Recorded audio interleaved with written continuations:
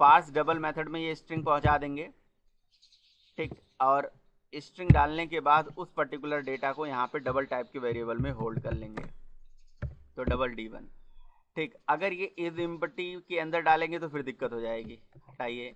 अगर वो एम्प्टी होगा तभी वो चलेगा ना, फिर दिक्कत हो जाएगी। अगर एम्प्टी नहीं होगा तो फिर ये चलेगा, ठीक है। तो फिर ये हमारा जो S1 और S2 दोनों डेटा है, इन दोनों डेटा को यहाँ पे पार्स कर लिया हमने, ठीक है, और D1 D2 वेरिएबल में होल्ड कर लिया। अब यहाँ पे मैं इंटीजर डॉट पार्सइंट भी यूज कर सकता था, लेकिन मैंने यहाँ पे, हाँ जी, बिल्कुल बिल्कुल कर सकते हैं हम। इसके अंदर यहाँ पे एल्स ले सकते हैं अलग से, तो ले लेते हैं, कोई दिक्कत नहीं है, ठीक है। तो यहाँ पे वैसे अभी अगर वो दोनों कोड नहीं चलेगा तो ये तो चलेगा ही चलेगा, क्लियर है ना। तो कोई दिक्कत है नहीं, ये डबल दोनों पार्स हो गए। अब हमें क्या कर लेना है, अब इन दोनों डेटा को जो हमारा पार्स होके आया है, double R is equals to D1 plus D2, ठीक है। ये दोनों के लिए हमने क्या कर दिया, पार्स कर वो कर लिया, गेट कर लिया, गेट करके पार्स कर लिया। एंड अब इस रिजल्ट को कहाँ शो कराना है बताइए, इस रिजल्ट को हमें तीसरे टेक्स्ट फील्ड में शो कराना है। यहाँ पे आप यहाँ पे देखिए, ये तीसरा हमने कुछ बनाया नहीं है, टेक्स्ट फील्ड, ये तीसरे टेक्स्ट फील्ड में शो हम टोस्ट में शो करा सकते हैं, लेकिन यहाँ के लिए मैं एक काम करता हूँ, एक तीसरा टेक्स्ट फील्ड बना ही लेता हूँ, है ना। तो ये तीसरा टेक्स्ट फील्ड यहाँ से मैं क्या कर लेता हूँ, कॉपी कर लेता हूँ सेम कोड, है ना। बहुत ज़्यादा एफर्ट लगाने की ज़रूरत है नहीं यहाँ पे, ठीक है। तो बस कॉपी पेस्ट ही करना है। यहाँ पे ये आ गया तीसरा टेक्स्ट फील्ड, ठीक है। और यहाँ पे ऐसे करके लिख देते हैं, हिंट में यहाँ लिख देते हैं रिजल्ट, RESULT, रिजल्ट, ठीक है। तो यहाँ पे रिजल्ट शो होगा। अब क्या करना पड़ेगा साहिल बताइए यहाँ पे क्या करना होगा। चलिए ठीक है, तब समझ में आएगा कि आपको समझ में भी आ रहा है कि नहीं आ रहा है। अब अगर मान लीजिए इसको मुझे क्या करना है कि अपने इस कैलकुलेटर के अंदर यहाँ पे अब इस पे रिजल्ट शो कराना है, तो सबसे पहला काम क्या करेंगे, सबसे पहला काम ये करेंगे, हम इनकी आईडी को गेट करेंगे। जब तक आईडी गेट नहीं होगी तब तक तो कुछ भी नहीं हो पाएगा। तो हम यहाँ पे उसकी आईडी हमने क्या दे दिया था, ED3 दे दिया था, तो इसको T3 वेरिएबल में यहाँ पे होल्ड कर लेंगे, ठीक है। और यहाँ T3 वेरिएबल हमारे पास होगा नहीं, T1 T2 वेरिएबल है, तो T3 वेरिएबल भी यहाँ पे बना लेंगे, ठीक है। तो ये हमारा T3 वेरिएबल हो गया, डेटा यहाँ पे आ गया। अब हम क्या करेंगे, तीसरे टेक्स्ट फील्ड पे डॉट, देखिए किसी टेक्स्ट फील्ड से डेटा सेट गेट करने के लिए कौन सा मेथड मैंने आपको बताया था, गेट टेक्स्ट, है ना, ये वाला, ठीक है। और किसी टेक्स्ट फील्ड पे डेटा सेट करने के लिए कौन सा मेथड होता है, सेट टेक्स्ट, बहुत आसान से मेथड है।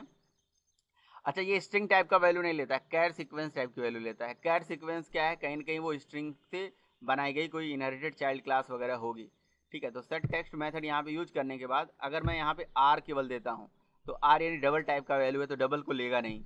तो इसको हमें क्या करना पड़ेगा, value of method, string class का वैल्यू ऑफ मेथड यूज करना पड़ेगा कि भैया इसका वैल्यू हमें दिखने लगे, है ना। स्ट्रिंग डॉट वैल्यू ऑफ, ठीक है। और वैल्यू ऑफ में यहाँ पे R को डाल दिया, तो इसकी वैल्यू हमें दिखने लगेगी, कहीं ना कहीं स्ट्रिंग बदल जाएगी। और अगर दूसरा तरीका है कि अगर ऐसा नहीं करना चाहते हैं, तो फिर आप क्या कर सकते हो, इसको क्या नाम है, स्ट्रिंग क्लास का वैल्यू ऑफ मेथड ना यूज करके आप सम इज इक्वल टू या रिजल्ट इज इक्वल टू ऐसे करके आप लिख सकते हो, वो भी एक तरीका है, ठीक है। तो ये एप्लीकेशन यहाँ पे अभी लॉन्च हो रहा है।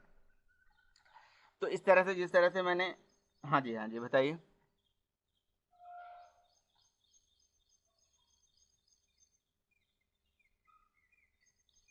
बिल्कुल, देखिए एक्चुअली हुआ क्या था कि मैंने वैल्यू स्ट्रिंग में गेट किया था।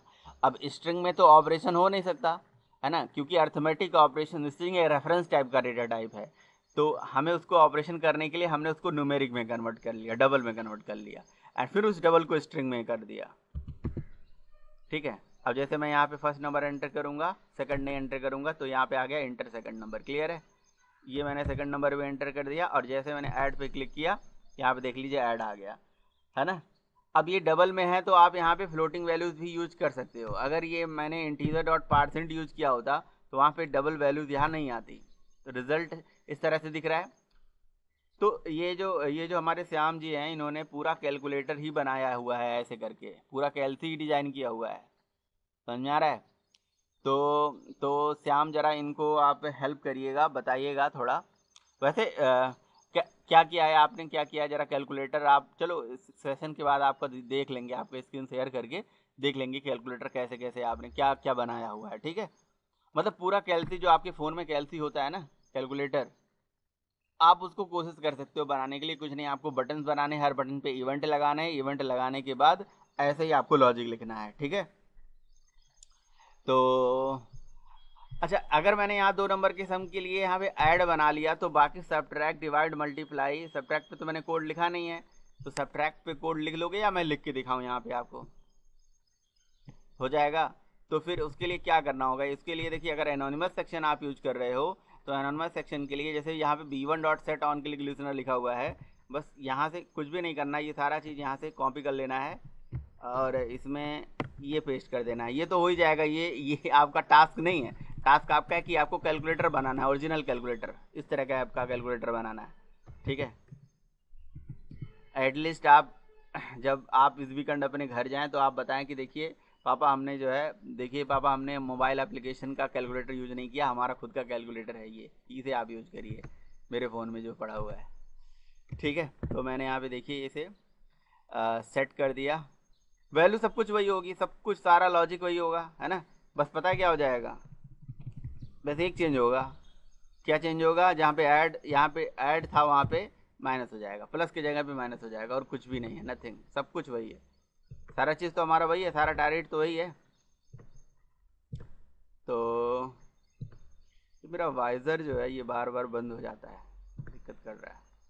एक्चुअली यूएसबी वायर जो हम लगाते थे वो श्याम के पास है। चलिए जी, तो